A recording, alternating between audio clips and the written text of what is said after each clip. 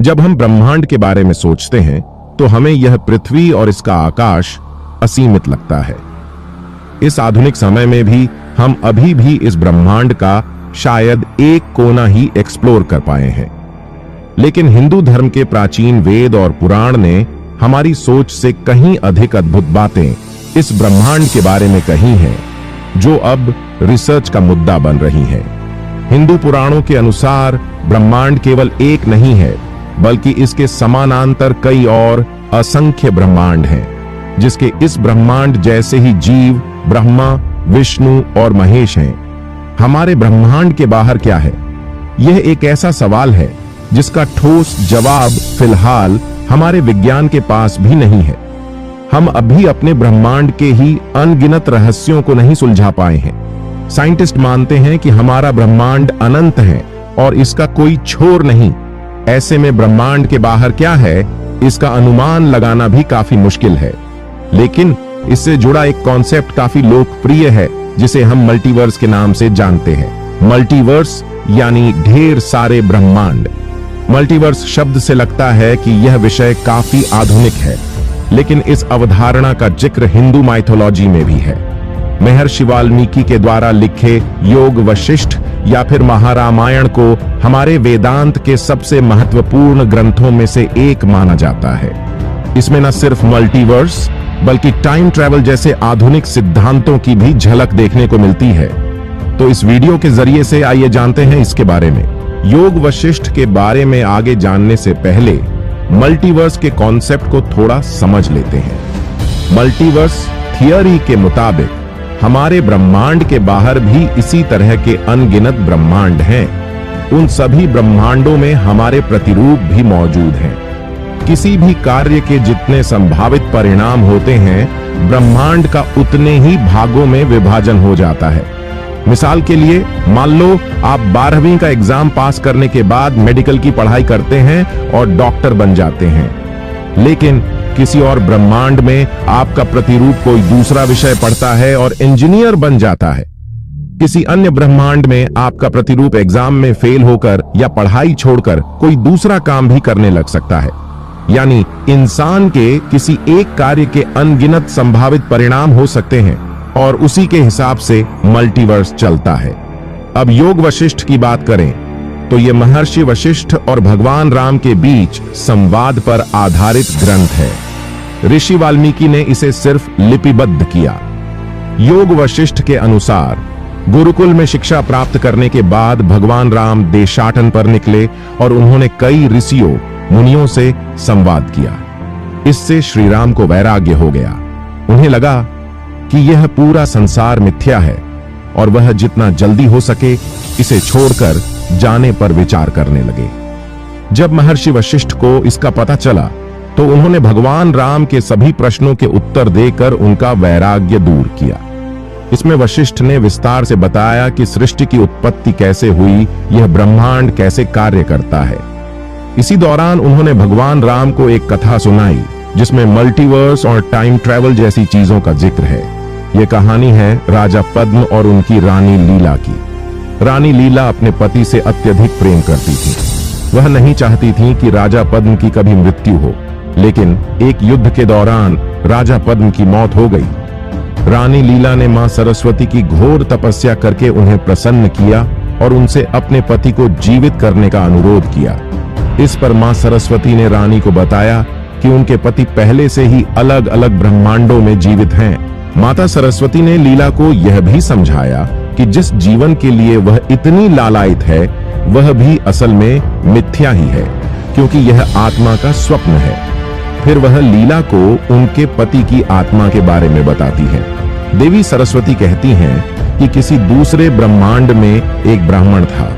उसकी बहुत इच्छा राजा बनने की थी, लेकिन वह राजा नहीं बन पाया और उसकी मृत्यु हो गई। जब उसकी जीवात्मा बाहर आई तो उसके मन में राजा बनने की इच्छा थी, तो उसने इस बार जो स्वप्न देखा उसमें खुद को राजा के रूप में देखा। वही राजा पद्म लीला के पति थे। माता सरस्वती यह भी बताती हैं कि इस बार मृत्यु के बाद राजा पद्म की जीवात्मा नया स्वप्न देख रही है, जिसमें वह किसी और ब्रह्मांड में राजा विदुरण है और यह एक ही जीव के अनंत स्वप्न हैं जो एक साथ घट रहे हैं, यानी कि स्वप्न के अंदर स्वप्न के अंदर स्वप्न चल रहा है, जैसा कि मशहूर फिल्मकार क्रिस्टोफर नोलन की फिल्म इंसेप्शन में दिखाया गया है। आखिर में लीला को माता सरस्वती अलग अलग ब्रह्मांडों में लेकर जाती है, जहां वह अपने पति और अपने आप को अलग अलग रूपों में जीवन व्यतीत करते हुए देखती है। उन ब्रह्मांडों को भी अलग अलग ब्रह्मा जी चला रहे थे। माता सरस्वती और लीला के प्रसंग से यह भी पता चलता है कि समय असीमित नहीं है, क्योंकि ये दोनों भविष्य वाले सपनों में भी जा पा रही थीं और भूतकाल वाले सपनों में भी।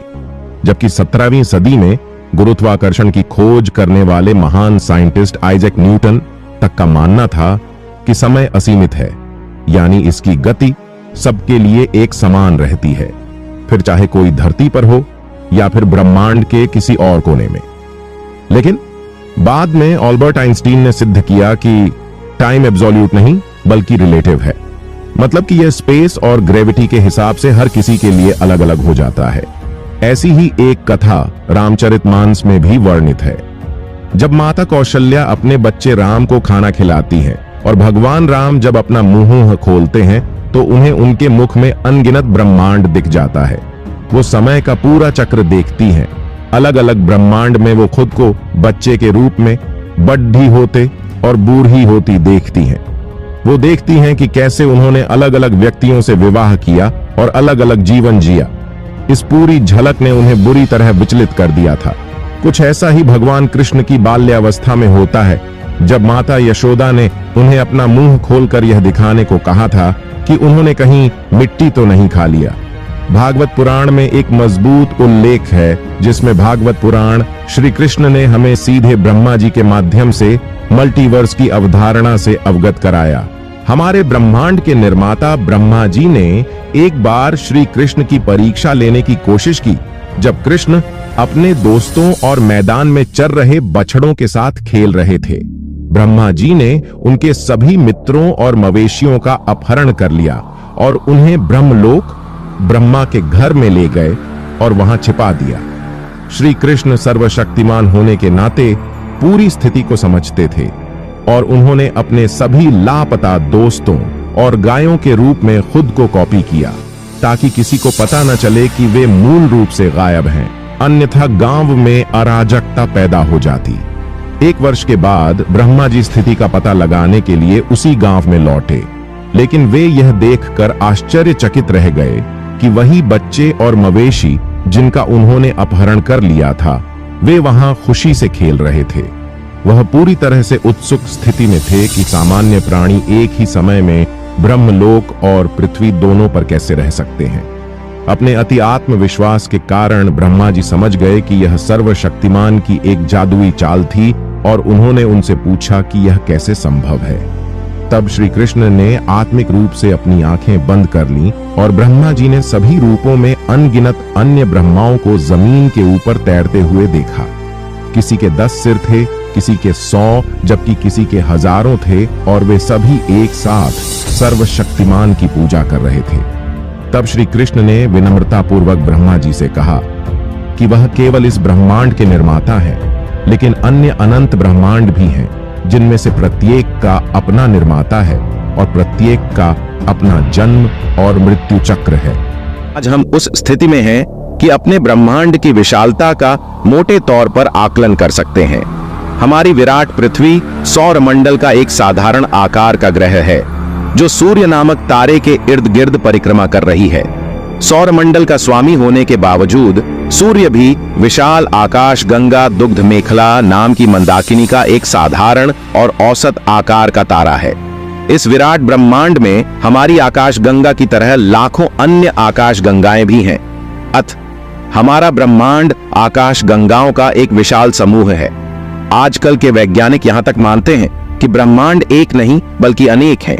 इन्हें ही हम मल्टीवर्स के नाम से जानते हैं। जैसा कि साइंस फिक्शन फिल्मों में हमें या तो काल्पनिक पात्र दिखाई देते हैं या फिर ऐसे स्ट्रेंज लोग दिखते हैं जिनमें अनोखी पावर होती है जो आम जिंदगी में होने संभव ही नहीं है। लेकिन इस तरह की फिक्शन फिल्मों में विश्वसनीयता पैदा करने के लिए कई बार कहानी में साइंस के कॉन्सेप्ट्स का भी उपयोग होता है। मार्वल सीरीज की फिल्मों का एक हीरो डॉक्टर स्ट्रेंज भी ऐसा ही एक पात्र है जिसके पास समय में यात्रा करने की शक्ति है। इस सीरीज की ताजा फिल्म में भी मल्टीवर्स के कॉन्सेप्ट का उपयोग किया गया। आइए जानते हैं कि आखिर यह मल्टीवर्स क्या है और विज्ञान के मुताबिक इसके होने में कितनी सच्चाई है। मल्टीवर्स के समझने के लिए पहले हमें यूनिवर्स यानी ब्रह्मांड को समझना होगा। हम अंतरिक्ष में जितनी भी चीजों का अस्तित्व समझ पाते हैं वे ब्रह्मांड का हिस्सा है जो एक ही माना जाता है। इसमें हर जगह पर एक ही जैसे नियम लागू होते हैं जिन्हें यूनिवर्सल नियम कहते हैं। हम नहीं जानते कि हमारा ब्रह्मांड कितना विशाल है। ऐसा भी हो सकता है कि हमारे ब्रह्मांड से भी आगे अरबों प्रकाश वर्ष की दूर तक वास्तविक ब्रह्मांड फैला हो जिसमें गैलेक्सी, तारे, ग्रह और सभी कुछ मौजूद हो। इस बात की भी संभावना है कि पृथ्वी जैसे ग्रह भी मौजूद हों जो हमारी अब तक की पहुंच से भी दूर हों और वहां हमारे ग्रह की तरह भी जीवन हो। डॉक्टर स्ट्रेंज की मूवी में इन्हीं मल्टीवर्स के बीच टाइम ट्रेवल की क्षमता को दिखाया गया है, जिसके लिए डॉक्टर स्ट्रेंज जादू का उपयोग करते दिखाई देते हैं। जहां मशहूर वैज्ञानिक अल्बर्ट आइंस्टीन का कहना है कि हम कभी भी प्रकाश से तेजी से यात्रा नहीं कर सकते, लेकिन कई वैज्ञानिक अवधारणाओं ने इसके अलावा भी संभावना जताई है।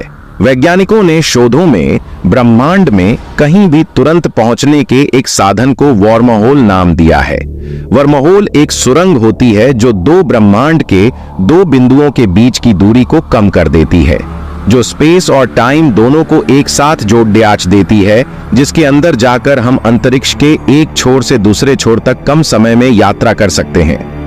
यहाँ दो जगहों का मतलब कोई नजदीकी जगह नहीं है, उन दोनों जगहों के बीच की दूरी लाखों प्रकाश वर्ष हो।